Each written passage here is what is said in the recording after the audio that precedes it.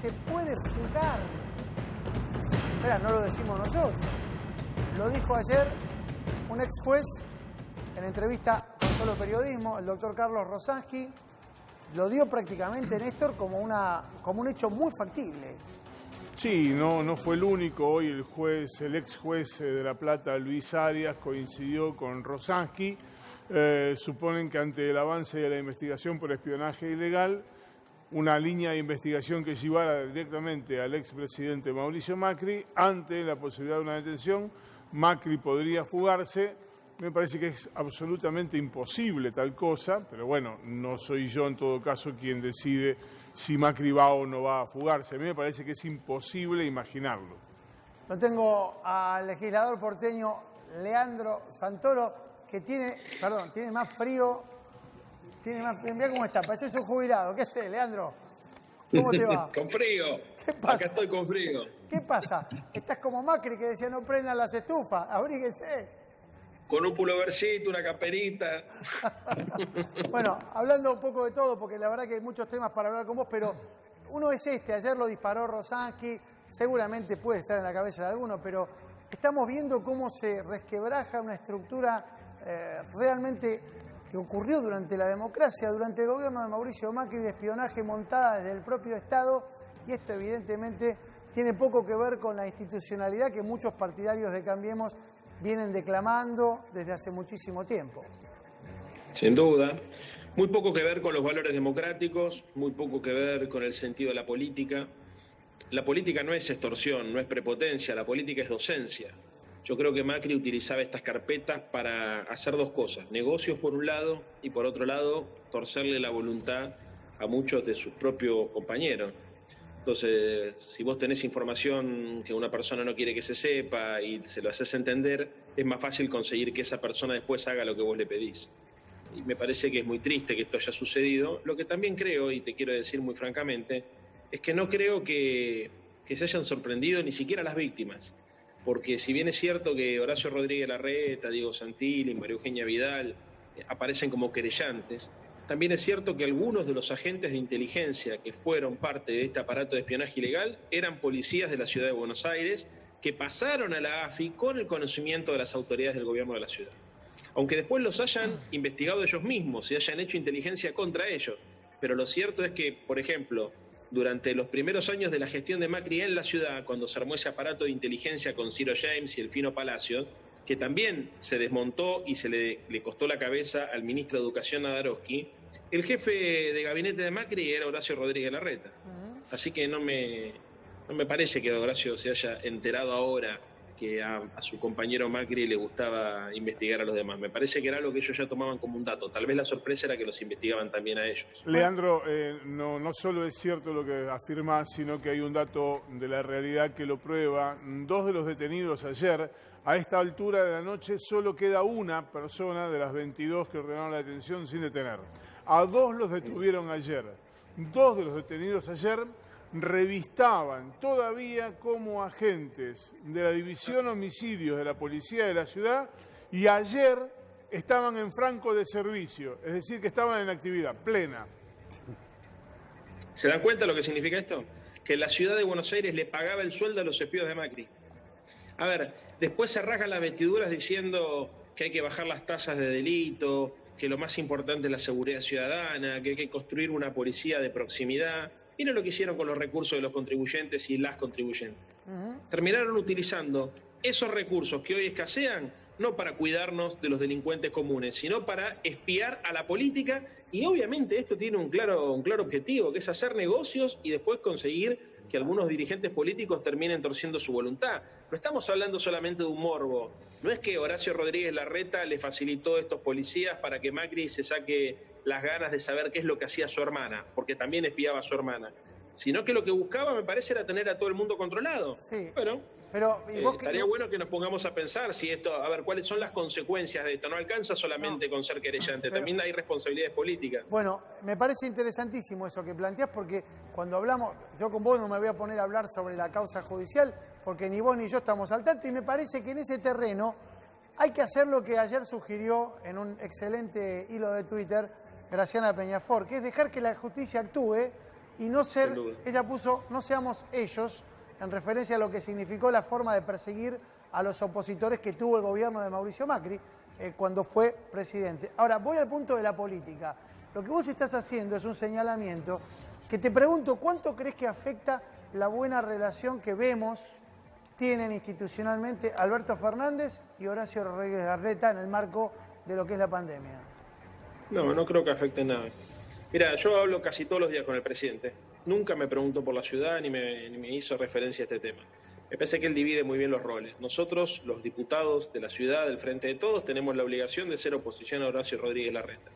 Y el presidente de la Nación tiene la obligación de sentarse con Horacio y de sentarse con Axel para acordar una política común en el marco de la pandemia, porque es lo que corresponde en este momento, ¿no? Toda la zona metropolitana tiene que tener una misma logística, una misma visión y consignas parecidas, ¿no? Para evitar que los contagios se multipliquen y que los muertos se vayan sumando. Sí. Leandro. Así que eso está, me parece que bien separado y está garantizado.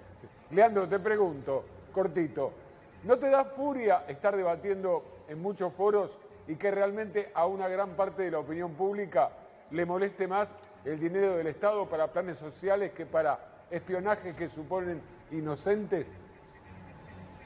Y me da bronca, sí. Me da bronca porque además creo que mucha gente se escandaliza cuando los líderes de opinión en los cuales confían se escandalizan. Por ejemplo, te pongo un caso de los nuestros, el Gato Silvestre o ustedes que están compitiendo, perdón, pero que son referentes de un público. Vos sabés que te podemos mandar a Cebolla o a Verdura, te podemos mandar a uno. Perdón. No, pero quiero poner el caso de referentes que son referentes del periodismo o líderes de opinión, que la gente escucha y que le presta atención y que sigue. Cuando esa gente se indigna, en general el televidente se indigna. El problema es cuando los referentes de, llamémosle de la derecha, los referentes mediáticos y culturales de la derecha naturalizan esto, le bajan la intensidad. Entonces lo que termina ocurriendo es que la gente que los mira no se escandalizan, lo toman con cierta naturalidad. Yo creo que es importante también tratar de hacer llegar este mensaje al conjunto del sistema político y periodístico, porque Macri no solamente investigaba a dirigentes políticos y a líderes de opinión cercanos a nuestra posición, también investigaba a periodistas y a líderes de opinión cercanos a su posición. El caso de Alcón Adamón, por ejemplo. Una locura, hasta el padre de Alcón Adamón parece que tenía un seguimiento. O el caso de tantos otros periodistas, ¿no? Entonces es importante que esto se suba subir Leandro, el nivel. ¿cómo andás? Ernesto Díaz te habla. Mirá, te voy a poner en un problema. ¿Por qué el peronismo se tiene que avergonzar del 5x1? ¿Por qué el peronismo tiene que avergonzarse de que durante 4 años hayan perseguido a un montón de gente y ahora el peronismo tiene que ser bueno y ponerle sobre la Constitución y decir que con la Constitución se come, se educa, Porque etcétera, para eso etcétera? está la Constitución. No, bueno, Porque pero no, para eso está la no, Constitución. Néstor, no es así, no es ¿Cómo que así. no es Metieron así? preso un montón de gente nada más que por su filiación política. Y ahora hay que venir y hacer como si fuéramos Urbi et Orbi al Papa. No, Ok, bueno. terminemos con el canibalismo comiéndonos al caníbal. No, es una no, locura. No, pará. La Constitución está para ser cumplida, para ser respetada. Nadie dice que no se cumpla, paren. No, nadie dice que no se cumpla, Leandro. Lo que yo estoy diciendo es... ¿En qué lo que estoy artículo? diciendo es- ¿En qué ¿por qué artículo? esta- Espera, Espera, ordenemos. Sí, digo esto, ¿por qué esta gente no tiene que ir toda presa en preventiva? Listo. A ver, espera. ¿Me preguntan a mí? Sí, a vos, yo por te pregunto a supuesto. vos. ¿Por qué esta gente no Bueno, tiene que ir en presa en principio esto preventiva? lo tiene que definir la justicia, no lo tenemos que definir ni los Total. militantes políticos, ni los funcionarios públicos, lo tiene que definir la justicia. En segundo lugar, te quiero decir una cosa, lo peor que nos puede pasar es que por fallas procesales o errores terminen saliendo libres e impunes. Entonces, la justicia tiene su tiempo y hay que respetarlo, y la política y el periodismo lo que tienen que hacer son juicios políticos. Leandro. Juicios políticos en el sentido de valoraciones políticas. Perdóname, Leandro, Nosotros pará. no podemos cumplir la función de los Leandro. fiscales ni la de los jueces. Eso es una locura. Leandro, la justicia es la misma que hace 4 años con la doctrina Irurzún metió presa a un montón de gente. No cambió. ¿Por qué yo debería confiar en esta justicia? Mirá, lo peor que te puede pasar me parece que es al revés, digamos, ¿no? Es decir, como esta justicia no existe, yo voy a apretar a la justicia para que la justicia haga lo que yo quiera, porque eso genera una sensación de... deslegitima todo. Es un error lo que estás haciendo. Es un error. A ver, yo también creo que hay que renovar la justicia, creo que hay que transparentarla, como creo que hay que hacer lo mismo con todos los poderes de la democracia. Ahora, hay que tener mucho cuidado con la crítica, porque con el tono de la crítica, porque una cosa es criticar a los jueces y otra cosa es criticar a la justicia. Una cosa es criticar algunos contenidos de la Constitución que te pueden gustar más o menos, y otra cosa es poner en tela de juicio la vigencia de la Constitución.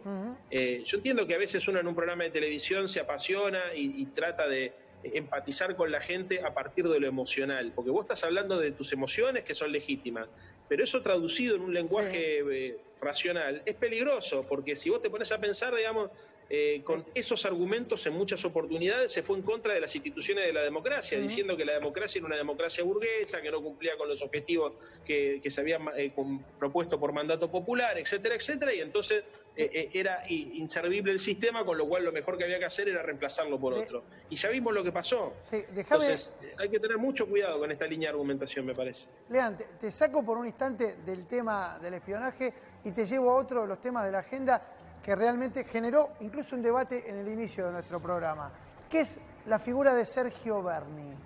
Vos cómo, más allá de lo que ocurrió en el día de ayer, que creo podemos discutirlo, pero generó que todos habláramos de Berni en un momento en donde la Argentina tiene infinidad mayores de problemas que hablar de Sergio Berni. ¿Vos cómo analizás la actitud, la conducta del ministro de Seguridad de la provincia de Buenos Aires? Yo tengo buena relación con Berni. Me considero su amigo, es una persona que resuelve problemas, podrá tener un estilo más frontal o por ahí menos diplomático del que alguno de sus amigos nos gustaría que él tenga, pero no puedo dejar de reconocer que es un tipo que está en el territorio. Y esto no significa que esté yo criticando a Frederick ni nada que se le parezca. Simplemente lo que digo es, puesto a elegir un tipo que pone el cuerpo de una persona que no lo pone, me quedo con uno que lo pone. Puesto a elegir un tipo que tiene opiniones fuertes y que se banca lo que se dice, con una persona que nunca sabes lo que está pensando porque es escurridiza, me quedo con el que tiene opiniones firmes. Me gustaría que algunas de las cosas que Sergio propone se discutieran en un ámbito no público, por supuesto que me gustaría.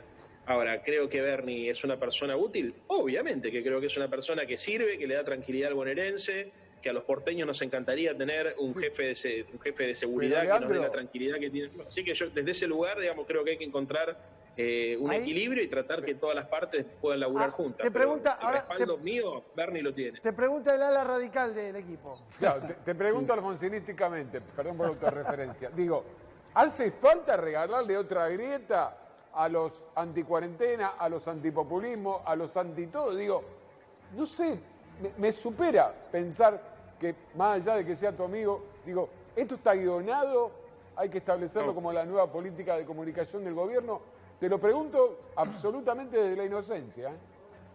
No, yo coincido con vos. A mí me gustaría que muchas de las cosas que Berni tiene para decir las diga por ahí en otro tono, de otra manera. Pero lo que no estoy dispuesto es a discutirlo a Berni por eso, porque Berni no es eso. Berni es una persona que pone el cuerpo, que resuelve problemas, que va al frente. El personaje tiene su complejidad y la verdad es que me parece muy injusto resumirlo solamente a esto. Para lo bueno y para lo malo, o sea, todos tenemos virtudes y defectos. Yo lo que creo es que hay que bajarle el tono. Mirá, si yo por ejemplo, si yo aprovechar estos minutos que me dan ustedes en su programa para decir qué mal lo que está haciendo este funcionario porque está profundizando la grieta, ¿qué estaría haciendo yo? Lo mismo que critico. Entonces, mi función es tratar de abuenar, de acercar a las partes, de tratar de ver el vaso medio lleno. En este punto creo que Berni es un tipo que le aporta a Axel, le aporta a la seguridad de la provincia de Buenos Aires y además aporta para que otros funcionarios que tal vez tienen una formación más parecida a la mía, tomen el ejemplo de Berni y se pongan a laburar como corresponde, porque lo que necesitamos es que este gobierno tenga un montón de funcionarios militantes que ocupen el espacio público y que le den la tranquilidad a la gente y la certeza a la gente que hoy está necesitando.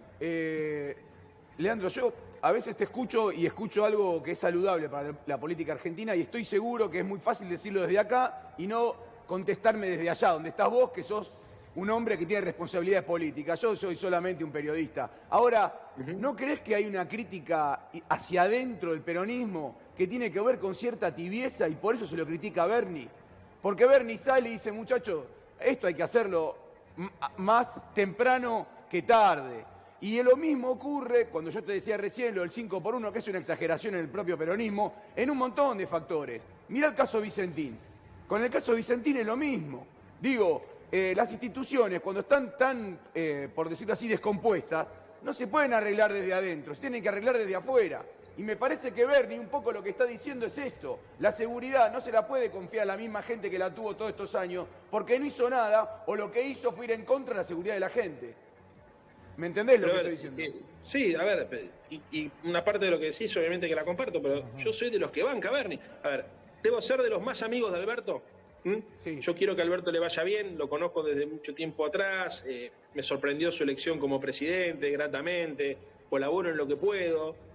Donde si él me necesita un domingo a las 3 de la mañana sabe que me va a tener ahí, o sea, quiero que le vaya bien al gobierno. Dicho lo cual, te digo, para mí Bernie es un gran jugador. A mí me representa en un montón de cosas, me representa en su forma de vivir la política.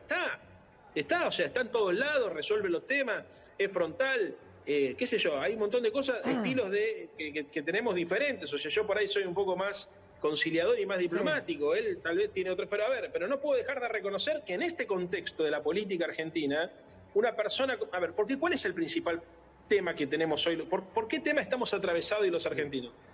Por la incertidumbre. Todos tenemos miedo a perder el laburo, a que no nos alcance la guita, a que nos choreen, a enfermarnos.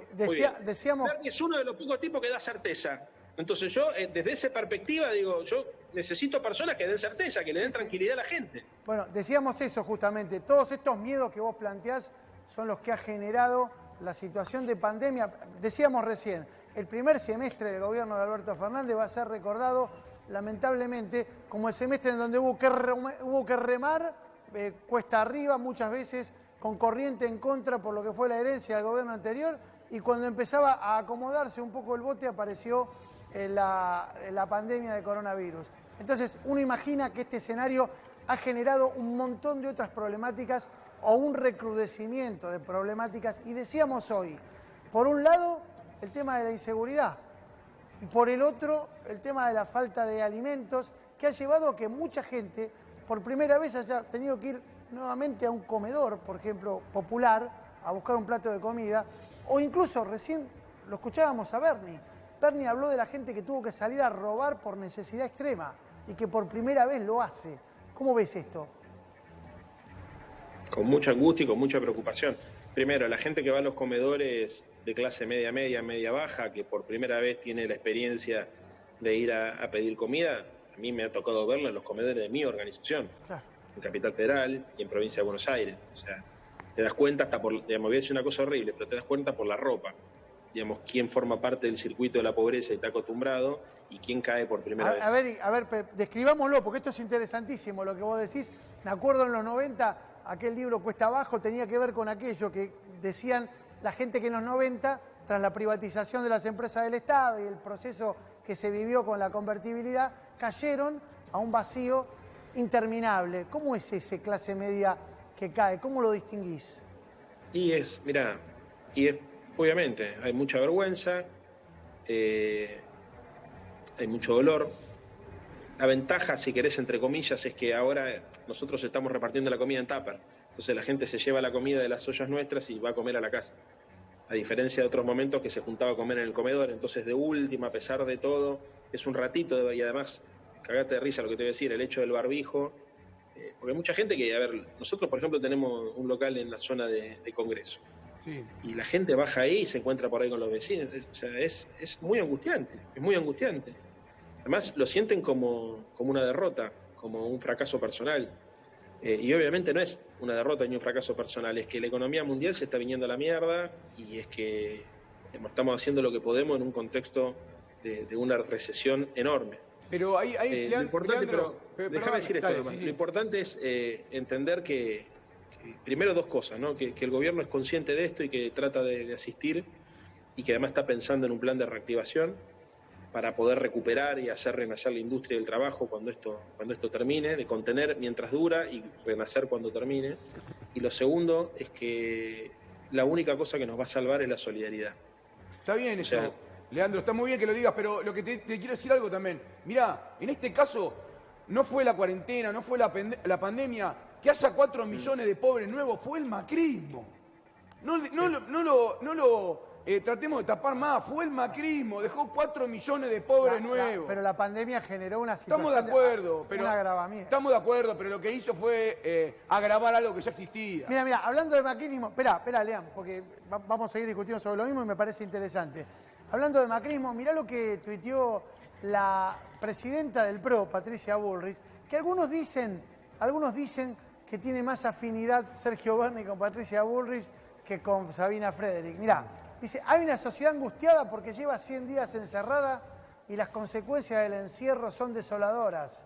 Hay un sector del gobierno en paralelo avanzando contra las instituciones, empecinado en fogonear causas ridículas. ¿A cuáles se refiere con causas ridículas? Bueno, yo imagino que en este tuit se resumen los temas de los que estamos hablando, pero con la perspectiva que hoy propone el partido que ha fundado Mauricio Macri, ¿no? ¿Qué reflexión te merece esto? Que tratan de defenderse como pueden, embarrando la cancha, sin hacer referencia puntual a lo que se los acusa, fíjate qué loco.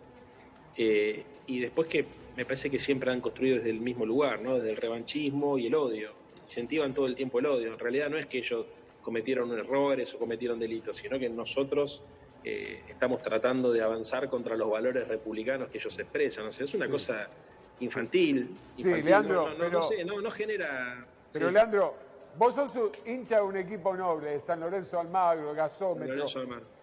La hinchada, digo, a mí, total yo no tengo destino.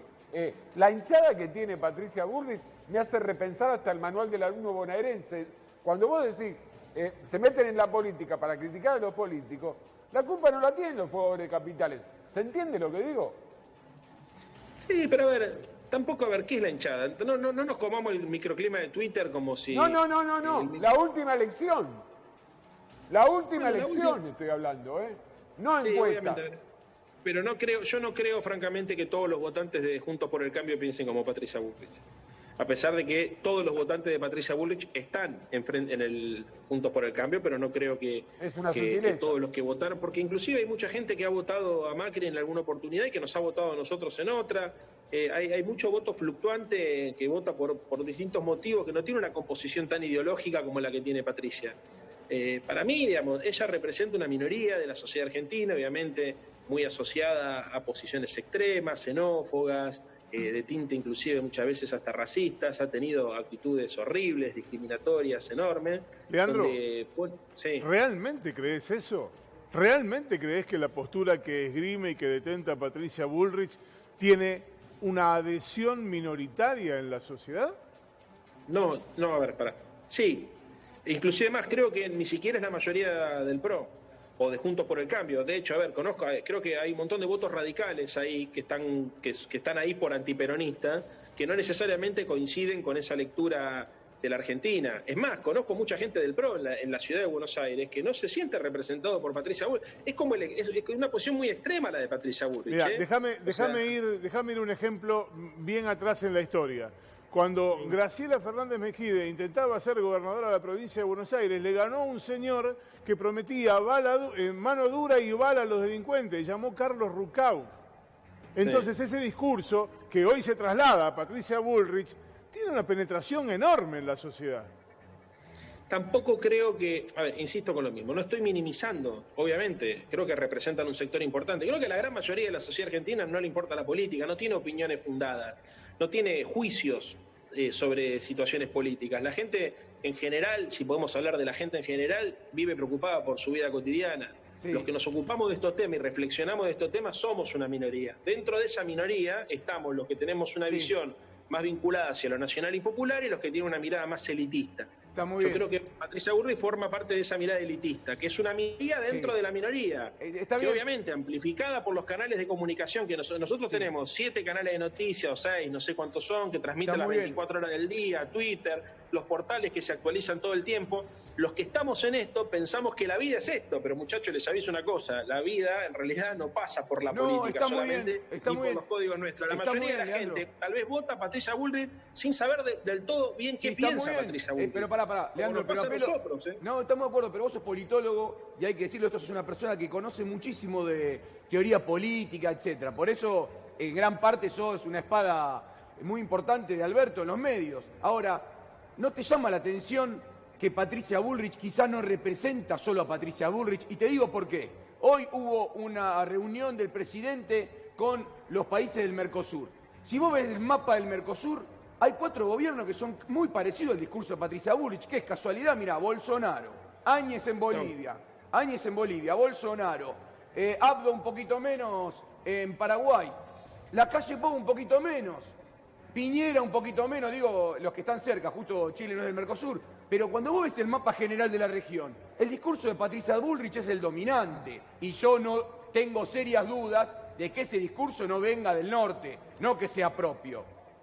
Bueno, pero a ver, lo que ocurre acá es que una minoría intensa arrastra a una mayoría despolitizada. Esto es lo que ocurre, porque eso es lo que explica más la fluctuación del voto. O sea, hay gente que te vota al partido A y la elección siguiente te vota al partido Z. Eso pasa mucho, o sea, el partido opuesto. Muchas personas no votan leyendo los programas ni prestando la atención a los discursos, sino votan en función del impacto emocional o votan en función por ahí de, no sé, de la personalidad del candidato o de lo que le pasa circunstancialmente en ese momento. Por eso las oscilaciones que hay, porque fíjate que también venimos, a ver, el caso de Brasil, por ejemplo, venimos de un gobierno como el de Lula y Dilma, pasamos a un troglodita como Bolsonaro. ¿Qué pasó en el medio? Bueno, en el medio se sucedieron una serie de factores. Ahora, eso no significa que Brasil haya oscilado tan abruptamente. Lo que pasa es que a veces una minoría logra articular una mayoría electoral y le da sentido a un proyecto político. Pero no significa que todos los que acompañan, a ver, no significa, bien lo que te voy a decir, no todos los votantes de Bolsonaro deben tener la misma posición que tiene Bolsonaro en relación, por ejemplo, no sé, a las libertades sexuales o a tantas otras cosas, digamos, sobre las cuales Bolsonaro se ha manifestado de manera tan brutal. ¿Por qué digo esto? Para no perder la esperanza, porque si no pareciera que está todo perdido, que estamos en un mundo rodeado de locos. O sea, nosotros tenemos que entender cómo son los comportamientos electorales para poder influir sobre ellos. Entonces, en relación a lo de Bolsonaro, lo que te puedo decir, y lo de Patricia Bullrich, es que efectivamente hay un sector de la derecha que se radicaliza cada vez más hacia la derecha.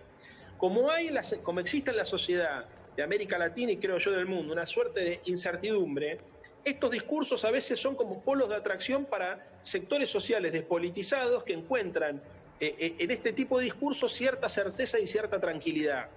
¿Esto significa que lo compren sin manual o sin uso de inventario, como se dice? No. Significa que por ahí acompañan esas posiciones. No, a ver, ¿nunca escucharon ustedes gente que te dice acá hace falta un Fidel Castro, no sé, un Franco, un Videla, y vos decís, che, ¿estás mezclando todo? Porque en realidad lo que están buscando es una persona que determine un rumbo, digamos, para quedarse tranquilo de que por lo menos vamos a algún lado. Bueno, eso es muy común, mucho más común de lo que nos imaginamos los que estamos todo el tiempo pensando en política. Pero a lo mejor tiene muchas veces que ver con el tono. Alberto Fernández es una persona que tiene un tono muchas veces más moderado, que muchas veces no rompe con esa actitud. Pero yo te quiero llevar a un terreno que yo sé que es el más complejo que tienen que afrontar. Lo hablábamos esta mañana, creo, o ayer por la mañana en la radio, cuando nos planteamos lo que viene después de la pandemia, la famosa agenda de la pospandemia.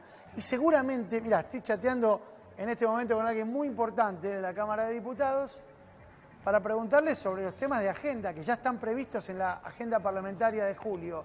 Y todo me dice, cuando le pregunto me dice, todo después del acuerdo con los bonistas. Todo después del acuerdo con los bonistas. Es como que estamos supeditando el arranque de cualquier programación económica a ese acuerdo. Claro, obviamente. Porque además, por ejemplo, si vos llegás adelante el anuncio de una serie de medidas que dan por sentado que vas a tener una holgura fiscal, le das a los bonistas que están negociando con el gobierno argentino un hándicap en esa negociación, porque saben que tu posibilidad de correrte es menor. Obviamente, o sea, yo sé que hay que controlar, que genera ansiedad y que no, nos parece... A ver, ustedes hablaban recién de la herencia recibida en términos del impacto sobre la pobreza. Muy bien, eso es real. Ahora, también la herencia recibida es un Estado absolutamente vaciado de recursos. Y, por ejemplo, parte de lo que nosotros tenemos que hacer es programar recursos para generar un proceso de inversión pública y privada, digamos, que reactive la economía, que requiere saber cuál va a ser el excedente disponible para poder dedicarle a eso. Si vos, por ejemplo, te tomás el trabajo de pensar un programa de reactivación y suponés que es lo mismo cerrar con los bonistas que no cerrar, te la vas a poner de frente, porque la verdad que son dos cosas completamente distintas. No significa que nosotros estemos esperando a cerrar con los bonistas para saber qué es lo que tenemos que hacer. Acá hay que entender la diferencia entre programar, no sé, un programa de reactivación y anunciarlo. Sí. Nosotros lo que estamos teniendo, me parece a mí, es la prudencia necesaria en el marco de una negociación donde los tipos están esperando que nos equivoquemos para sacarnos más guita. Y es genuino, porque ellos se ocupan de eso, digamos. Negociar los bonos significa eso, de discutir si el tipo va a cobrar más o va a cobrar menos. Ahora, no nos puede ganar la ansiedad, ni nos puede ganar tampoco las presiones de los medios de comunicación que están ansiosos de poder transmitir una primicia, porque entonces estaríamos siendo irresponsables en el ejercicio del poder.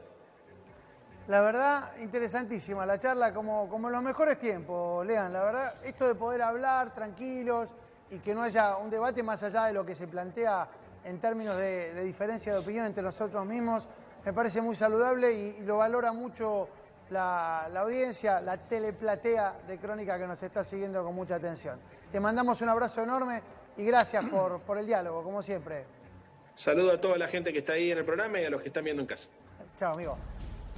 Atención. Atención. Señor de la Justicia. Espionaje M. Los espiados menos pensados. El topo que viene con rima y todo. ¿Cómo lo llamamos?